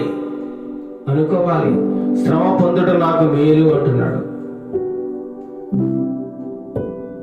మనం అనుకుంటాం, మొదటగా చెప్పాను, ఏంటి ఇన్ని శ్రమలు, ఏంటి ఇన్ని కష్టాలు? దేవుని నమ్ముకున్నందుకు నాకు ఇన్ని కష్టాలా? దేవుని నా స్వరక్షకుడిగా అంగీకరించినందుకు నాకు ఇన్ని బాధలా, ఇన్ని రోగాలా? అవును, అన్ని రోగాలే, అన్ని బాధలే వస్తాయి. అనుభవించు, తట్టుకో. నీతికి శ్రమలు వస్తాయి, నీతికి శ్రమలు. కీర్తన 34:19 చదువుకున్నావు. నీతిమంతుని కలుగు ఆపదలు అనేకములు. నువ్వు అంగీకరణ చూసి అయ్యో వారు అలా బహుగా వర్ధిల్లుతూ ఉన్నారు, వారు అంతకంతకు హ్యాపీగా సంతోషంగా విలాసవంతమైన జీవితాన్ని గడుపుతున్నారు, వారికి దేవుడు అంటే భయం లేదు, భక్తి లేదు, దేవుడు అంటే వారికి తెలియదు, వారి పరిస్థితి ఏమో బాగుంది, నా పరిస్థితి బాగోలేదు అని నువ్వు అనుకుంటున్నాయేమో. వారి కోసం కూడా దేవుడు వాక్యంలో రాయించున్నాడు. 37వ కీర్తన 37 10వ చరణం 37:10 చదువుకుని ముగించుకుందాం. 37:10 చదవడం తర్వాత ఇక కొంతకాలమునకు భక్తిహీనుడు లేకపోదురు, వారి స్థలమును జాగ్రత్తగా పరిశీలించినను వారు కనబడకపోదురు. నువ్వు అనుకుంటున్నావేమో వారు ఎదుగుతా ఉన్నారు, పచ్చగా ఉన్నారు, బాగుపడిపోతా ఉన్నారు అనుకుంటున్నావేమో. వారి అంతా కూడా కొంతకాలం వరకు ఈ లోకంలో. ఇక్కడ కనబడరు భూమి వాళ్ళు, వారు ఉండరు. ఎక్కడికి వెళ్ళిపోతారు? నరకానికి వెళ్ళిపోతారు డైరెక్ట్. వాళ్ళకి ఇంకా వారు ఎన్నైనా చేయొచ్చు అన్యులు లోకంలో. దేవుడు భయం లేనివాడు వాడు ఇష్టం వచ్చినా నడచ్చు, దేవుడు వాడు ఏమండు. ఎందుకంటే మనిషికి దేవుడు ఆ స్వేచ్ఛనిచ్చాడు. కాబట్టి వాడి ఇష్టానుసారం ప్రార్థించని, వాడి ఇష్టం వచ్చినాడు వాడి నడవని. కానీ వాడికి ఒక తీర్పులో వాడికి ఒక గొప్ప భయంకరమైన శిక్ష ఉంది. ఒక్కడేసారి విధిస్తాడు. అదేంటది? ఆరిన అగ్నిగుండము, నరకము. అగ్ని ఆరదు, పురుగు చావదు. అందుకోసమే వాడిని అలా ఉండనే. నీ భక్తిలో నువ్వు ఒక సువర్ణముగా మారి ప్రకాశించాలని దేవుడు నీకు ఈ శ్రమలు అనుభవించాడు. ఈ శ్రమలో నువ్వు ఓర్పు కలిగి, సహనం కలిగి, నిరీక్షణ కలిగి ముందుకు సాగినట్లయితే, నువ్వు తట్టుకోగలిగినట్లయితే, పరీక్షకు నిలబడినట్లయితే, పరీక్షలో విజయం సాధించినట్లయితే అన్నింటి రాజ్యాన్ని నువ్వు పొందుకుంటా ఉంటావు పిల్ల. కాబట్టి దేవుడు ఉదయకాలం సెలవుస్తా ఉన్నాడు. యోసేపుకు శ్రమ వచ్చింది రాలేదా? గొప్ప గొప్ప భక్తులు, నీతిమంతుడు, యథార్థంతో సత్యవంతుడు యోసేపు అన్నదమ్ముడి చేత అవివేయపడ్డాడు. ఐగుప్తు దేశంలో పొతుపారి ఇంట్లో బానిసగా ఉన్నాడు. పొతుపారి భార్య ఒకనాడు ఇతని యొక్క బహు రూపాన్ని చూసి, అందాన్ని చూసి ముగ్ధురాలైపోయి, ఇతనితో ఎలాగైనా నా కోరికను తీర్చుకోవాలి, ఇతనితో నేను తప్పు చేయాలి, ఇతనితో కలిసి జీవించాలంటే గొప్ప దురాశతో, వ్యభిచార సంబంధమైన కోరికతో యోసేపు మీద కన్నేసిందండి. యోసేపు మీద కన్నేసి ఎలాగైనా సరే నీతో నేను గడపాలి అనేటువంటి భయంకరమైన కోరికతో రగిలిపోతూ ఒకనాడు బరి తెగించి యోసేపుని బలవంతం పెట్టింది ప్రియుల. బలవంతం చేసినప్పుడు యోసేపు ఒప్పుకొనడా? ఒప్పుకోలేదు. మా తల్లి, ఈ సమస్తం మీద నాకు అధికారం ఇచ్చాడు, నా యజమానుడు, ఈ ఇంటి మీద అన్నిటి మీద ప్రతి వస్తువు మీద నాకు అధికారం ఉంది, కానీ నీ మీద నాకు అధికారం లేదు. నువ్వు నా తల్లితో సమానము, నీతో నేను తప్పు చేయలేను, దయచేసి నన్ను విడిచిపెట్టి తల్లి అని ఎంతగానో బతుమాలాడు, వేడుకున్నాడు, ఎంతగానో ప్రాధేయపడ్డాడు. అయినా సరే వినలేదు. అవి నేను నాకు చెప్పకు, ఎలాగైనా సరే నా కోరిక తీర్చాలి, నువ్వు చాలా అందంగా ఉన్నావు, చాలా హ్యాండ్సమ్ గా ఉన్నావు అని చెప్పి అతన్ని బలవంతం చేసినప్పుడు, ఆ పడక గదిలో తనను ఎంతగానో ఇబ్బందులకు గురి చేసినప్పుడు యోసేపు అక్కడి నుంచి పారిపోతూ పై వస్త్రాన్ని అక్కడ విడిచిపెట్టి వెళ్ళిపోయాడు. లాగేసి గుంజుకుందామె. పారిపోయి బయటకు వెళ్ళిపోయి ఒక చోట ఉన్నాడు యోసేపు. ఇలాగా ఈమె తన వస్త్రాలని చింపేసుకుని భటులను పిలిచి, చూడండి, ఇగో ఈ యొక్క యూసఫ్ అనే వ్యక్తిని తీసుకొచ్చి ఇంట్లో పెట్టాడు, అతడు నా మీద కన్నేసి నన్ను బలవంతం చేయబోయాడు, నన్ను పాడు చేయబోయాడు అని చెప్పి ఏడ్చింది పిల్ల. ఏడిస్తే అదే నమ్మేశారు. వెంటనే యజమానుడికి వర్తమానం వెళ్ళిపోయింది. వచ్చాడు ఏమిరా, నువ్వెంతో మంచివాడమని నా ఇంటి మీద నిన్ను అధికారిగా నా ఇల్లంతా నీకు అప్పగిస్తే నా భార్యనే పాడు చేయాలని చూస్తావా? ఎంత ధైర్యం నీకు అని చెప్పి వెంటనే వీడు చెరసాల వేయించండి అని చెప్పి ఒక ఖైదీలు ఉండే చెరసాల వేయించేశాడు. పిల్ల చెయ్యని నేరానికి శిక్ష, నీతికి శిక్ష అనుభవిస్తా ఉన్నాడు చెరసాలలో కూడా దేవుడు అతనికి తోడుగా ఉన్నాడు. దేవుడు యోసేపుని విడిచిపెట్టలేదు. నీతికి ఒక పరీక్ష, ఆ పరీక్షలో విజయం సాధించాడు యోసేపు. దానియేలు దేవుని నిమిత్తము, దానియేలు గ్రంథం చూసినట్లయితే దేవుని కోసము ఒక ప్రజలకు నమస్కరించమని కోరినప్పుడు ఆ రాజు, మేము నమస్కరించమని 3 యవనస్తులు పట్టుబెట్టారు. ఆ దేవాదేవుని తప్ప, ఆ సర్వ లోక జగద్రక్షకుడిని తప్ప మేము ఇంకెవ్వరిని కూడా మొక్కము, ప్రార్థన చేయము అని ధైర్యంగా నిలబడ్డారు. ఎవరాలు? శద్రకు, మేషకు, అబేద్నెగో అనే 3 యవనస్తులు. ఆ రాజు నిలబెట్టిన ఆ విగ్రహానికి దండం పెట్టలేదని అగ్నిగుండాన్ని 7 అంతలు చేసి, ఎవరైతే దండం పెట్టారో వారిని అగ్నిగుండంలో వేసేయండి అన్నాడు. ఈ 3 యవనస్తులు కూడా దేవుని కోసం, వీరికి ఒక గొప్ప పరీక్ష వచ్చింది. ఆ పరీక్షలో ఏం చేశారు? మమ్మల్ని అగ్నిగుండాలు వేసినా సరే, చంపేసినా సరే మేము ఆ ప్రతిమకు, ఆ విగ్రహానికి మేము మొక్కం అంటే మొక్కం. చివరికి అగ్ని కూడా 7 అంతలు చేసి చివరికి ముగ్గురిని కూడా అగ్నిగుండంలో పడేసేసారు పిల్లలు. అగ్నిగుండంలో వేస్తారు కాల్చి చంపేద్దామని. ఈ మనుషుల్ని విసిరినవాడు అగ్ని జ్వాలలన్నీ వీళ్ళ కంటుకు వీళ్ళు చచ్చిపోయి తప్ప అగ్నిగుండంలో దేవుడు వీరు ముగ్గురిని సజీవంగా కాచి కాపాడట్లే. 4వ వ్యక్తిగా దేవుడు అక్కడికి దిగి వచ్చాడు. కనీసం అగ్ని వాసన కూడా వారికి తగలేదు, ఒక వెంట్రుక కూడా కాలేదు. చూడండి, దేవుని కృప అలా ఉంటది. దేవుని కృప శ్రమలో కనబడుతుంది. శ్రమ అనిపించినప్పుడు నువ్వు అత్యధికమైన కృపను పొందుకుంటావు ప్రియులారా. దానియేలు దేవునికి ముమ్మారు ప్రార్థన చేసినందుకు ఆయనకు ఒక శిక్ష. దేవుని వేడుకుంటున్నందుకు రాజు ఆజ్ఞ అయింది, ఈ 3 రోజులు రాజుకు తప్ప ఇంకెవరికి మొరపెట్టకూడదు, ప్రార్థన చేయకూడదు అని ఒక ఆర్డర్ పాస్ చేసినప్పుడు దానియేలు ముమ్మారు ప్రార్థన చేయడం విడిచిపెట్టలేదు. అలా ప్రార్థన చేసినందుకు ఏం చేశారు చూడండి. దానియేలు గ్రంథము 6వ అధ్యాయము, దానియేలు 6వ అధ్యాయము చివరిగా ముగించుకుందాం వాక్య భాగం చదువుకుని. దానియేలు 6వ అధ్యాయము 4వ వచనం చూడండి. దానియేలు 6వ అధ్యాయం 4వ వచనం. అందుకు ఆ ప్రధానులను దాని 6వ అధ్యాయం 4. అందుకు ఆ ప్రధానము అధిపతులను రాజ్యపాలన విషయంలో దానియేలు మీద ఏదైనా ఒక నింద మోపవలనని ఉండి హేతు కనిపరుచుంది గాని దానియేలు నమ్మకస్తుడై ఏ నేరమైనను ఏ తప్పైనను చేయవాడు కాడు గనుక దానిలో తప్పైనను లోపమైనను కనుగొనలేకపోయేది. ఏదైనా చూడండి, మనం ఆఫీసులో పనిచేస్తూ ఉంటాం, ఏదైనా మన మీద నేరం మోపాలని, ఏదైనా ఏదోటి మన మీద నింద వేయాలని ఎంతో మంది ఎదురు చూస్తూ ఉంటారు. ఎంతో మంది, నేను కూడా పనిచేసే చోట ఆఫీసులో నా తోటి పనివారు, నాతో పనిచేసేవారు నా మీద ఏదైనా నేరం మోపాలని, ఏదైనా నింద వేయాలని, ఆ యజమాని దృష్టిలో నేను ఏ విధంగా చెడ్డగా చిత్రీకరింపబడాలని శత విధాల ప్రయత్నాలు చేస్తూనే ఉంటారు పిల్లలు, శత విధాలు. అదేవిధంగా దానియేలు మీద కూడా ఏదో నింద మోపాలని శత విధాలుగా ప్రయత్నాలు చేస్తా ఉన్నారు. కానీ ఏ విషయంలో దొరకలేదు దానియేలు.